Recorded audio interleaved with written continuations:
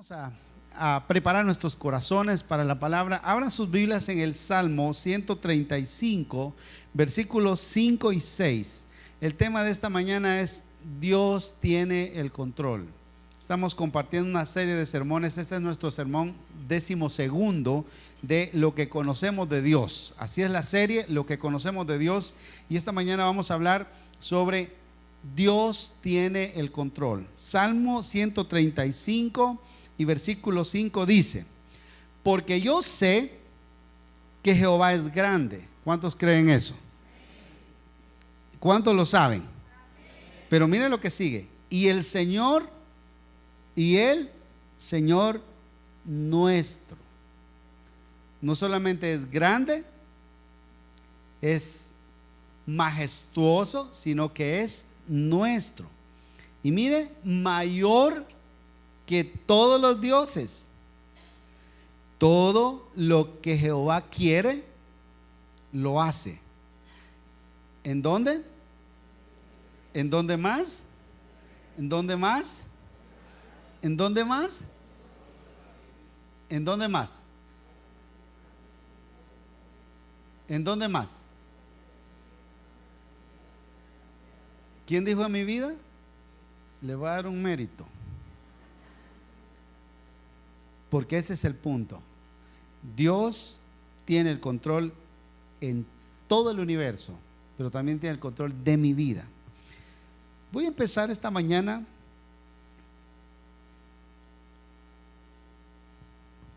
pensando en voz alta con ustedes.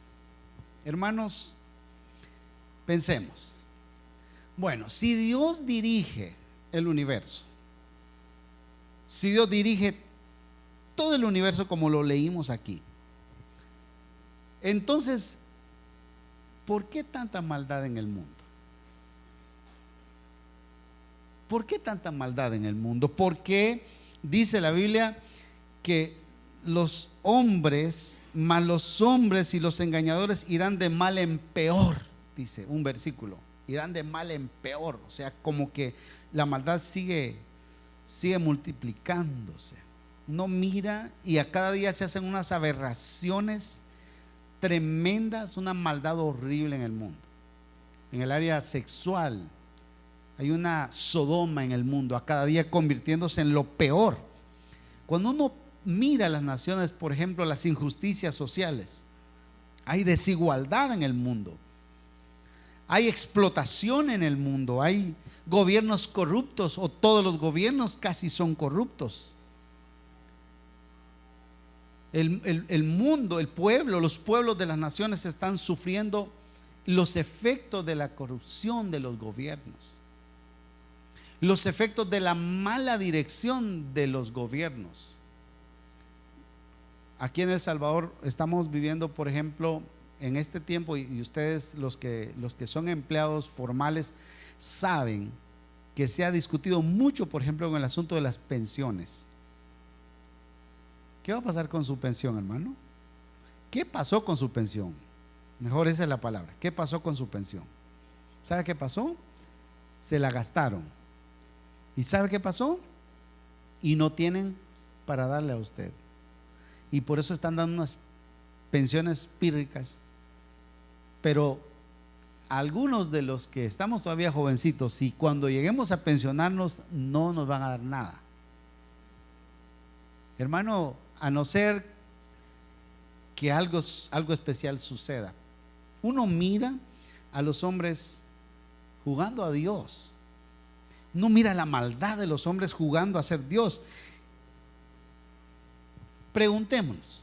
Esas solo son preguntas hipotéticas. Preguntémonos: ¿qué será el coronavirus? ¿Qué será el coronavirus? ¿Qué será lo que está pasando con este nuevo virus que se supone que es el más poderoso de los últimos años? Donde los efectos del coronavirus son tan poderosos que la persona tiene no sé cuántos días de estar infectada y contagiando, y hasta que ha contagiado a muchos se da cuenta que tenía el problema. ¿Qué será esto? ¿Será realmente un virus que nació, que mutó y o será un virus creado? ¿O será un programa político? ¿O será algo contra China? ¿Qué será lo que está pasando? Uno no puede decir exactamente qué es lo que está pasando porque es un atrevimiento muy alto, pero piensen en esto, hermano. Pero también observemos en la esfera religiosa, la iglesia del Señor. Cristo fue despreciado hace 2000 años. Y yo me pregunto, ¿y la iglesia sigue despreciando a Cristo todavía? ¿O sigue siendo Cristo despreciado? ¿Y sabe cuál es la respuesta? Sí, Cristo sigue siendo despreciado. Y lo peor, que sigue siendo despreciado también por la iglesia, por nosotros. Si yo preguntara esta mañana, ¿cuántos de ustedes, pero en una pregunta sincera y una respuesta sincera, cuántos de ustedes creen que obedecen al Señor? ¿Cuántos creen que ustedes obedecen a los mandamientos del Señor, a lo que Él pide en su palabra que se haga de verdad? Pensemos en la gran comisión. ¿Quiénes están obedeciendo la gran comisión aquí? Cuando uno piensa en esto, la respuesta es: la iglesia está despreciando al Señor, está desobedeciendo al Señor, no está cumpliendo con la gran comisión. Pero piensen en la realidad que se da dentro de las iglesias. ¿Cuántos creen que hay dentro de la iglesia cristiana pecado? ¿Cuántos creen que dentro de la iglesia hay fornicación? Que dentro de la iglesia puede haber adulterio, que dentro de la iglesia puede haber estafas, que puede haber engaño. ¿Cuántos creen eso? Que muchos de los pastores en cualquiera de las iglesias alrededor del mundo se prepara un programa para sacarle dinero a la gente. ¿Cuántos creen eso? Entonces la pregunta es, hermanos, ¿quién dirige el mundo? ¿Por qué tanta maldad? ¿Por qué tanta maldad aún en los ámbitos cristianos? Y pensemos en nosotros, ya de una manera más personal, en el área de la esfera personal. Todas nuestras adversidades, ¿no es cierto que alguna vez han cuestionado el control de Dios? Si usted está pasando por un momento difícil en su casa, en su familia, le pasa esto, aquello, lo otro, y es una cadena de cosas. No hay un momento que uno cuestiona al Señor y le dice: Señor, ¿por qué? ¿Por qué me está pasando esto? El sufrimiento de los justos muchas veces los lleva a ellos a renegar de Dios o a cuestionar a Dios. Y quizá la pregunta que surge: ¿quién tiene el control? ¿Quién dirige? ¿El diablo? ¿La maldad? ¿O dirige Dios? ¿Quién es? Y entonces pensemos en cuáles pueden ser las respuestas. Y yo voy a tratar de ser práctico, lo más práctico posible, pero en un mensaje con tanta respuesta, tan amplia respuesta como la que yo podría dar, no puedo ser tan escueto. Sin embargo, voy a tratar de correr. Primero, podríamos tener una respuesta rápida. Miren lo que dice Clark en este pensamiento que quiero que leamos todos juntos, en este pensamiento 1 que lo vamos a ver en pantalla en este momento. Este pensamiento es interesante, es muy interesante porque habla justamente de lo que estamos tratando de decir. ¿Podemos ponerlo, hija? El número 1, lo que dice Clark, ahí está. El que dice, no, ese no es. Ese no es. Bueno, yo se los leo. Si nos dieran a elegir, ¿qué elegiríamos? Piensen en esto. ¿Ser gobernados por el destino ciego? ¿Usted elegiría ser gobernado por el destino ciego? ¿O la suerte caprichosa? ¿O la ley natural irrevocable?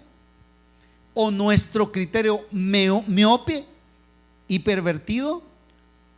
¿O por un Dios sabio, santo, amoroso y poderoso? ¿A quién eligen? Sí, claro. La pregunta es retórica y por eso todos van a decir sí, sí, elegiríamos a Dios. Pero eso significa entregarle a Él el control sin reclamos. Si lo vamos a elegir a Él como nuestro Dios, como el que guía, el que tiene el control, eso significa que no podemos reclamarle nada de lo que nos pasa. Que le reclame el mundo, que le reclame la gente que no conoce a Dios, pero no podemos hacerlo nosotros. Es confiar sabiamente nuestro destino a quien manda. Es decir, Señor, tú tienes el control. Ahora mire lo que dice Packer en este pensamiento, en el segundo pensamiento. Los hombres permitirán que Dios esté en todas partes, menos en su trono. Le permitirán formar mundos y hacer estrellas, disipar favores, conceder dones, sostener la tierra y soportar los pilares de la misma, iluminar las luces del cielo y gobernar las incesantes olas del océano. Pero cuando Dios asciende a su trono, sus criaturas rechinan los dientes. Es decir, Señor, controla todo. Señor, toma control de todo, pero por favor déjame a mí hacer lo que yo quiera. Señor, haz lo que quieras. Si quieres, crea más mundos, haz lo que quieres, pero déjame a mí. Yo no quiero el control. Eso dice el mundo. Eso dice la gente. Pero por supuesto, Clark dice, nosotros debemos permitirle a Él que tome el control y que gobierne nuestras vidas. Cuando Packer habla de esto, está hablando de que la creación más difícil de dirigir somos nosotros.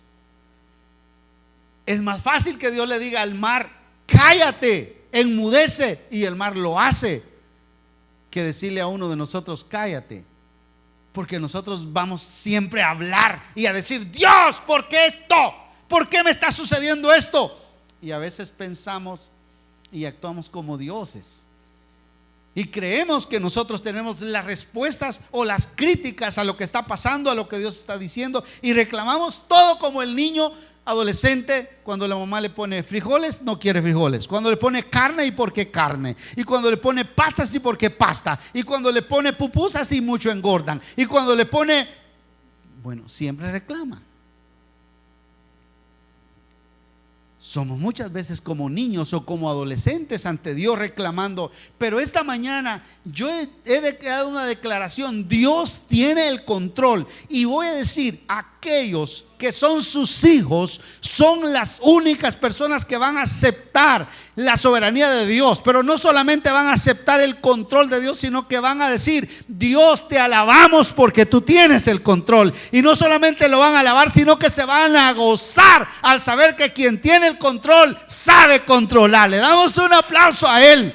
Bendito sea su nombre.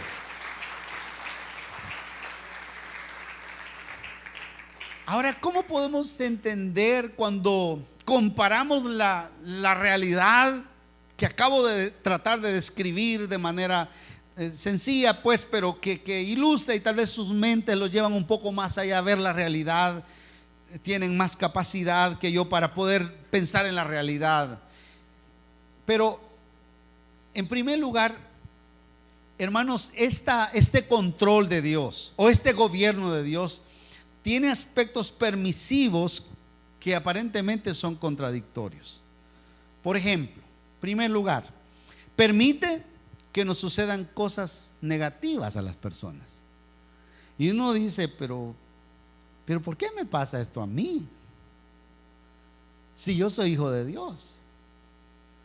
Y miren, y esto no es de una persona mundana, esto es de una persona cristiana. Yo creo que todos en algún momento le hemos dicho al Señor, Señor, ¿y por qué me pasa esto a mí? Yo alguna vez le dije al Señor, así como oyen, y por supuesto, con humillación lo digo, no lo digo con orgullo. Señor, 32 años te he servido, he dado mi vida, ¿y por qué a mi hijo le pasa esto? Que es uno entre 1000. ¿Por qué a mi hijo le pasó esto? Y yo le reclamé al Señor. Y yo le dije: Señor, yo tengo suficientes cosas para convencerte de que no deberías hacerme esto. Y yo tenemos un testimonio como familia, muy pronto lo vamos a dar. Pero lo que quiero decirles es que cuando uno está en una situación difícil en su vida, normalmente uno pregunta por qué Dios permite que nos pasen cosas negativas. Pablo lo dice de esta manera en 2 Corintios 4:16. Por tanto, no desmayamos. Antes, aunque nuestro hombre exterior se va desgastando, el interior, no obstante, se renueva de día en día. Eso es lo que dice Pablo. Que mientras sufres el dolor, el desgaste de tu vida por los problemas, tú estás disfrutando la renovación del Padre Celestial en tu interior. ¿Cuántos alaban a Dios por eso? Te estás desgastando. Mírate ahora, ya tienes canas. Yo no quiero enseñar aquí arriba. Día de esto estaba viendo al hermano Coco, yo estaba atrás de él. Hermano Coco, ya se le mira ralo aquí arriba.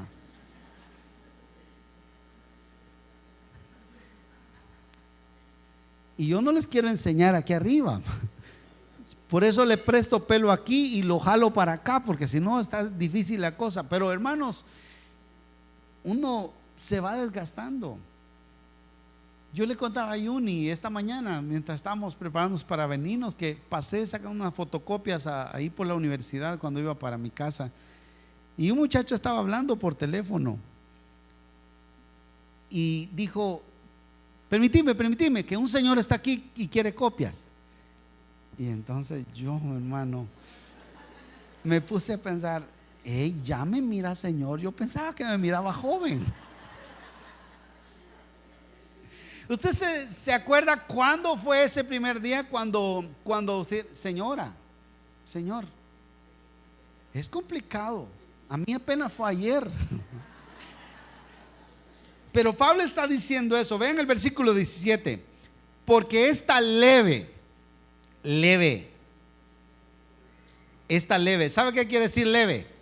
Quiere decir intrascendente, ligera, insignificante, trivial o tribal. Esta leve tribulación momentánea produce en nosotros un cada vez más excelente y eterno peso de gloria, no mirando nosotros las cosas que se ven, sino las que no se ven, pues las cosas que se ven son temporales, pero las que no se ven son eternas. Pablo está diciendo: nosotros vamos a vivir problemas, nosotros vamos a vivir dificultades, pero no importa, porque las dificultades de esta vida simplemente están en las manos de Dios. Dios tiene el control. ¿Cuántos creen que Dios tiene el control sobre su dificultad, sobre su pobreza, sobre su enfermedad, sobre su crisis, sobre lo que esté pasando? Dios tiene el control. Me encanta cuando leí este pensamiento de Spurgeon. Tercer pensamiento, lo vamos a leer en pantalla. Dice Spurgeon, en base a un sermón de Mateo 20:15: no hay atributo más confortador para los hijos que la soberanía de Dios. Bajo las más adversas circunstancias y las pruebas más severas, creen que la soberanía de Dios los gobierna, la soberanía los gobierna y que los santificará a todos. Spurgeon, que es un predicador del siglo pasado, está diciendo que los cristianos estamos convencidos que las cosas difíciles nos ayudan a bien, que no importa lo que estemos pasando, pero Dios también permite que los hombres puedan elegir el camino que desean. Y eso es interesante. Mateo 16:25: porque todo el que quiera salvar su vida la perderá, y todo el que pierda su vida por causa de mí la hallará. El que quiera, el que quiera. Dios te permite la libertad de tomar el camino que quieres. También permite muchas veces al diablo que nos moleste de alguna manera, pero con ciertas limitaciones. Me encanta cuando le dice: he aquí, todo lo que tiene está en tu mano, solamente no pongas tu mano sobre él. Ponle tu mano sobre lo que tiene, pero no sobre él. Ahora, sobre él no significaba que no le iba a permitir una enfermedad, porque se la permitió, pero significaba que no le permitiría tomar su alma, matarlo. Y entonces, no importa lo que estemos pasando, aparentemente algunas veces vamos a pensar que Dios ya perdió el control porque estamos en la peor crisis. Pero yo estoy esta mañana convencido que Dios tiene el control.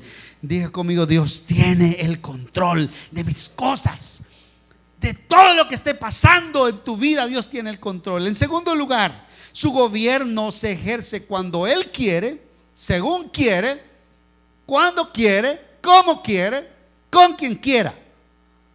Eso es soberanía, eso es Dios. Eso es Dios obrando. Y Él va a hacer lo que Él dice. Una vez Faraón se le opuso y le dijo: no dejaré ir a este pueblo. Y Dios le dice: mira, Faraoncito, y después de las 10 plagas, ustedes saben lo que pasa. Faraón le dice: no se vayan solos, lleven joyas, lleven esto, lleven aquello, y llevaron de todo, porque ¿quién manda? ¿Quién dirige? Dios dirige. Dios dirige. Démosle un aplauso a Él, hermano. Él dirige, Él manda, Él tiene la última palabra. Y hay algunas ocasiones que Dios no ejerce su poder, no ejerce su control. ¿Por qué no lo ejerce? Porque Él quiere. Mire, este otro pasaje, tal vez lo podemos leer en pantalla, en Hebreos 11:36 en adelante. Hay varios versículos que quiero que leamos esta mañana y veamos cómo Dios no hizo. ¿Por qué Dios no hizo algo ahí? ¿Por qué Dios no obró ahí? Dice 11:36: otros experimentaron vituperios y azotes, y a más de esto, prisiones y cárceles. Fueron apedreados, aserrados, puestos a prueba, muertos a filo de espada. Anduvieron de acá para allá, cubiertos de pieles de ovejas, de cabras y de cabras, pobres, angustiados, maltratados, de los cuales el mundo no era digno, errando por los desiertos, por los montes, por las cuevas y por las cavernas de la tierra. Y todos estos, aunque alcanzaron buen testimonio mediante la fe, no recibieron lo prometido, proveyendo Dios alguna cosa mayor o mejor para nosotros, para que no fuesen ellos perfeccionados aparte de nosotros. ¿Por qué Dios no permitió que estos hombres de Dios alcanzaran lo que ellos querían? Porque Dios tenía algo que hacer mejor en ellos. Y siempre como una respuesta, creo yo, general a todo lo que nos está pasando, es que cuando algo difícil se sale de nuestras manos y nosotros decimos: Señor, pero ¿por qué está pasando esto? Yo no sé cómo actuar aquí, yo no sé cómo hacer aquí. Tenemos que saber, cuando yo no sé qué hacer, es porque Dios está pensando hacer algo mejor que lo que yo puedo hacer. Amén, hermano. ¿Están de acuerdo? Tercero, dirige a los hijos. Ese control de Dios del que estamos hablando, dirige a los hijos de los hombres de acuerdo a su propósito. Dice Hebreos que en Él vivimos y nos movemos y somos. O sea, si una persona se mueve porque Dios es el que tiene el control de todo el universo. Y dice Proverbios que el corazón del hombre piensa su camino, mas Jehová endereza sus pasos. Uno piensa, uno dice: voy a hacer esto, pero Dios dice: no, por aquí vas. Este es el camino, este es el plan, esto es lo que yo quiero que tú hagas. Y muchas veces, aunque la gente o nosotros pensemos adversidades contra alguien, Dios hasta esa adversidad la puede usar para bien. ¿Se acuerda con los hermanos de José? Dijo: ustedes planearon algo malo contra mí, pero Dios lo encaminó hacia algo bueno. Yo creo que Dios tiene propósitos en medio de las dificultades. ¿Por qué estás pasando lo que estás pasando? ¿Por qué estás solo? ¿Por qué estás sola? ¿Por qué no encuentras las respuestas a tu vida? ¿Por qué no encuentras la provisión? ¿Por qué aparentemente Dios no te responde, Dios no te ayuda? ¿Por qué? ¿Qué es lo que pasa? Dios está planeando algo mejor para ti. Dios está pensando en algo mejor para ti.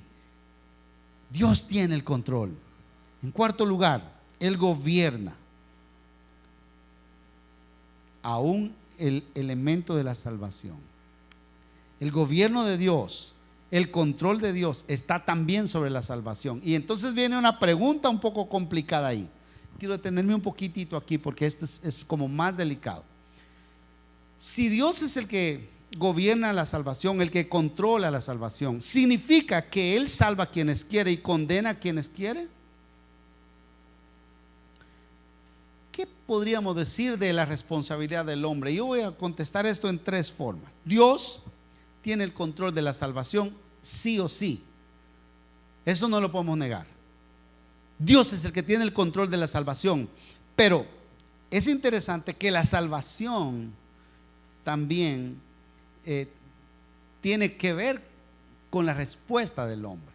Entonces, el control de la salvación consiste, número uno, en que Él tiene una historia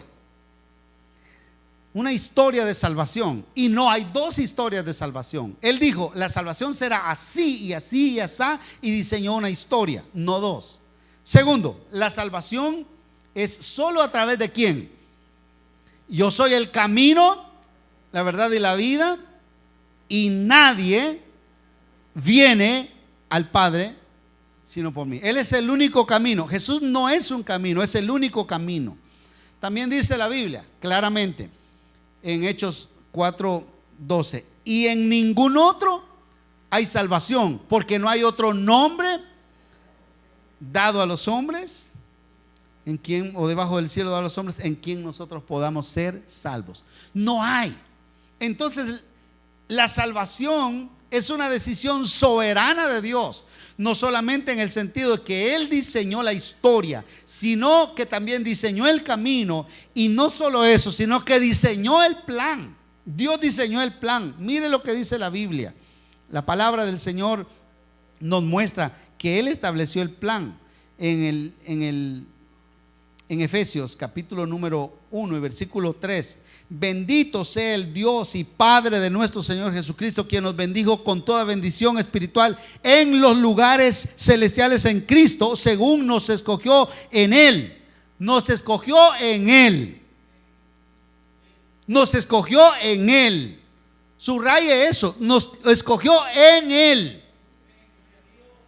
Fuimos escogidos en Él antes de la fundación del mundo, para que fuésemos santos y sin mancha delante de Él, en amor, habiéndonos predestinado para ser adoptados hijos suyos por medio de Jesucristo, según el puro afecto de su voluntad. Realmente lo que este versículo está enseñando, estos versículos, es que Dios diseñó el plan, diseñó la forma, diseñó el método y lo ofreció a la humanidad. Lo hizo antes de la fundación del mundo. Él es soberano en elegir la fórmula, el método, la persona para poder ser salvos. Nosotros somos salvos porque Él decidió que seamos salvos. Hermano, nosotros conocemos porque Él decidió que nosotros conociéramos. Denle un aplauso al Señor porque Él no le dio cualquier cosa. Y Pedro lo dice de esta manera, que fuimos elegidos según la presciencia de Dios, Padre, en santificación del Espíritu para obedecer. Aquí hay una cosa bien interesante que hay que entender. Fuimos elegidos para obedecer, y no significa que fuimos elegidos para la obediencia. Hay una gran diferencia entre ser elegidos para obedecer y ser elegidos para la obediencia. Fuimos elegidos para obedecer y ser reconocidos, dice el versículo, con la sangre de Jesucristo, gracia y paz os sean multiplicadas.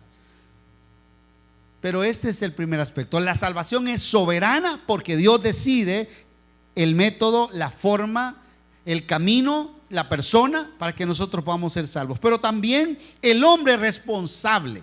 Y por eso todo lo que pasa a nuestro alrededor, queridos hermanos, en el mundo entero, tiene que ver con el pecado del hombre en el huerto del Edén. Si hay en este momento, si hay en este tiempo cualquier pecado, cualquier desastre, cualquier debacle en el mundo que usted pueda ver, todo eso tiene una raíz, tiene un punto de partida, que es el huerto del Edén, donde Adán y Eva pecaron. Y cuando ellos pecaron, nos alcanzó a nosotros la ruina. El mundo no sería así si no hubiese existido ese pecado. Y ese pecado existió. ¿Por qué existió? ¿Por qué existió? ¿Por qué Dios puso en el huerto del Edén fruta, árboles frutales de toda clase, pero puso uno del cual no tenían que comer? ¿Por qué lo puso? ¿Por qué lo puso? Lo puso porque le quería dar al hombre la oportunidad de elegir si le iba a obedecer o no le iba a obedecer, si le iba a amar o no le iba a amar. Y lo puso ahí, y el hombre tomó la decisión. El libre albedrío del hombre le permite al hombre tomar la decisión de tomar el árbol. Eligió entre la mujer y Dios, porque cuando le dijo la mujer, yo comí, ahora come tú. Él sabía que si él comía en ese momento, la mujer se quedaba con él. Pero si él no comía, la mujer moría. Eso es lo que él pensaba. Y dijo, no, yo no pierdo esta mi mujercita que Dios me ha dado. Y decidió por la mujer. Y eso es una cosa bien complicada. Por eso es, hermanos, que el libre albedrío es una prueba, tiene pruebas lógicas. Le voy a mostrar algunas. La libertad del hombre tiene pruebas lógicas. Número uno, el conocimiento interior. Eso es una prueba lógica del libre albedrío. Cuando uno sabe que es libre, yo sé que soy libre. Yo sé que soy libre. Yo sé que puedo hacer lo que yo quiera, aunque entiendo las consecuencias. Y por eso la libertad verdadera no existe sino solamente en Jesús. Un escritor ponía un ejemplo. Decía, ¿ustedes creen que un ave es libre? ¿Verdaderamente libre? ¿Qué piensan ustedes? ¿Ustedes creen que un ave es libre? Bueno, ¿a dónde van las aves que viven cerca de su casa en la mañana? ¿A dónde van? ¿Usted sabe a dónde van? ¿Tienen que ir a un lugar específico? ¿O una ave puede agarrar? Bueno, esta mañana digamos que una ave que duerme en ese palo de pino que está aquí, a este lado. ¿Qué hace ese pájaro en la mañana? ¿Se va para el Sigua? ¿Se va para el centro de la ciudad? ¿Se va para el monte de allá, esa montaña? ¿El Tecana? ¿Para dónde se va? ¿Quién le dice para dónde se vaya?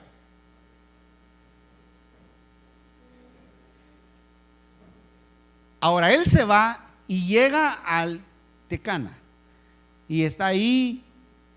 Cuando él llega, come algo por ahí y luego está cansado y se queda en su rama un rato. ¿Él es libre por eso? ¿No piensan ustedes que el pájaro piensa o siente el miedo de que una ave otra ave, o digamos un animal, se lo puede comer, o un animal humano lo puede matar? A ver, ¿alguna vez a usted le ha salido huyendo un pájaro? Cuando usted va caminando, vuela así, espantado. ¿Ya se vio usted? ¿Por qué le tiene miedo?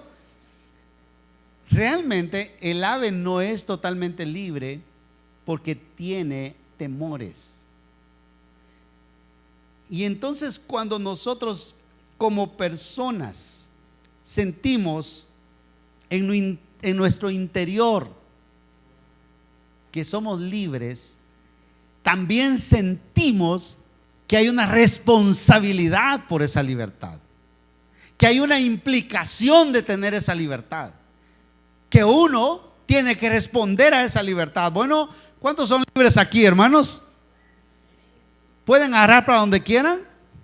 ¿Pueden irse con la mujer que quieran? ¿Con el hombre que quieran? pueden ir a comer a cualquier casa, pueden agarrar lo que quieran de la calle. Hay una consecuencia. Nosotros tenemos un conocimiento en nuestro interior, pero también hay una conciencia de culpa. Cuando uno dice fallé, sé que fallé. Vamos a ver, ¿algunos de ustedes se acuerdan cuando alguna vez falló la peor regada que tuvo en su vida? Levante la mano. La peor regada. La peor. No me la va a decir. No tenga miedo, no tenga miedo. O si no, voy a pasar por ahí. Vamos a ver cuál fue la peor regada. Hermano, hemos tenido regadas, pero de aquellas que uno dice, qué barbaridad, qué vergüenza. Uno siente la culpa y eso significa que uno entonces, hermano, es responsable de todo lo que está pasando y uno tiene esa libertad. Pero también el hombre es libre para obedecer o para no obedecer a Dios. Dice la palabra en Proverbios 1:23: volveos a mi reprensión, he aquí yo derramaré mi espíritu sobre vosotros y os haré saber mis palabras. Volveos a mí. Él está invitando, Él está llamando. Pero mira el 24: por cuanto llamé, ¿y qué pasó? No quisiste oír. Extendí mi mano, ¿y qué pasó? No hubo quien atendiese. El versículo 25: sino que desechasteis todo consejo mío y mi reprensión no quisisteis. El hombre decide si obedece a Dios, si quiere seguirle o no. Y eso es parte de la soberanía de Dios. Esto es lo que Dios decidió que así fuera. Dios es el que decide cómo van a hacerse las cosas. Ahora, por otro lado, la salvación también está dentro de la soberanía de Dios, porque Dios, según el apóstol, en Cristo no murió por algunos, o según la palabra, sino que Él murió por todos. Y voy a explicar esto a la luz de la palabra. Dios murió por todos. Dice Pablo, un versículo que tal vez usted no lo ha encontrado mucho. 2 Corintios 5:15 dice: y por todos murió. ¿Por cuántos murió? Por todos. Aquí no hay para dónde darle vuelta a este versículo. No hay para dónde, no le podemos sacar nada contrario. Y por todos murió, para que los que viven y ya no vivan para sí, sino para aquel que murió y resucitó por ellos. O sea, la palabra está diciendo que que el Señor hace la oferta, hace el sacrificio para todos, por todos, pero no todos viven con la muerte de Jesús, sino muchos mueren. Pero los que aceptan ese sacrificio viven. Y por eso Juan 1:12 dice: mas a todos los que le recibieron, a los que creen en su nombre, ¿qué pasó? Les dio potestad de ser hechos hijos de Dios. ¿Cuántos son hechos hijos de Dios aquí? Amén. Entonces la salvación es soberana, pero también tiene la responsabilidad del hombre, la parte de la soberanía. Y dice la Biblia, me encanta este versículo, Hechos 17:30, siempre hablando de la salvación, pero mire la forma en que se nos habla. Pero Dios, habiendo pasado por alto los tiempos de esta ignorancia, ahora ¿qué hace? Manda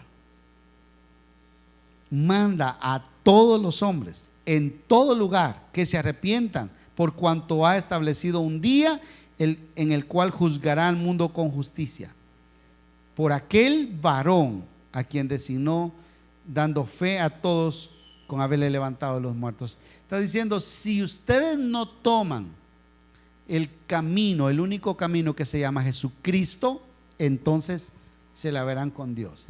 Ahora, yo termino esta mañana diciendo, debemos pasar la vida preguntándonos: Señor, tú tienes el control y quizá si tú tienes el control me vas a matar y vas a hacer una cosa que no está bien y que a mí no me gusta, me vas a hacer sufrir.